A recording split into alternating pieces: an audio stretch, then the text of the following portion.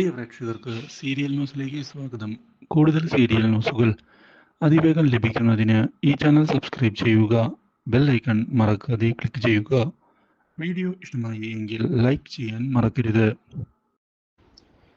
അബിയോട് ഒടുവിൽ നകുലിനെ കുറിച്ചുള്ള സത്യങ്ങൾ പറയുന്നതിനായി തയ്യാറായിരിക്കുകയാണ് ഇപ്പോൾ ജാനകി. മാത്രവുമല്ല, തൻ്റെ വിവാഹം അയാളുമായി നടക്കാൻ പോവുകയായിരുന്നു. പക്ഷേ അവസാന സമയത്താണ് അയാൾ ഒരു ചതിയനായിരുന്നു എന്നുള്ള കാര്യം ഞാൻ തിരിച്ചറിഞ്ഞത്. ഇതോടെ ആ വിവാഹത്തിൽ നിന്ന് ഞാൻ പിന്മാറുകയായിരുന്നു എന്നതാണ് സത്യം. എനിക്ക് അയാളുമായുള്ള ജീവിതം മുന്നിലേക്ക് കൊണ്ടുപോകാൻ താല്പര്യം ഇല്ലായിരുന്നു എന്നതുകൊണ്ട് തന്നെയാണ് ഞാൻ അങ്ങനെ ചെയ്തത്. അതിൽ ഞാൻ ഒരിക്കലും തെറ്റുണ്ട് എന്ന് കരുതുന്നില്ല.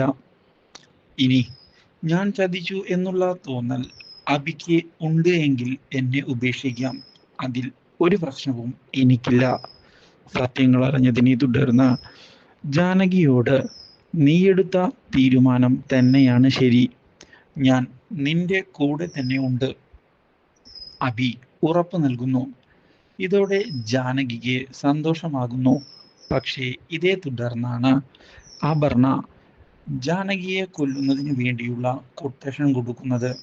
ഒടുവിൽ ഈ ചതിക്ക് പിന്നിൽ അപർണയാണ് എന്നുള്ള സത്യം മനസ്സിലാക്കുകയാണ് അബി.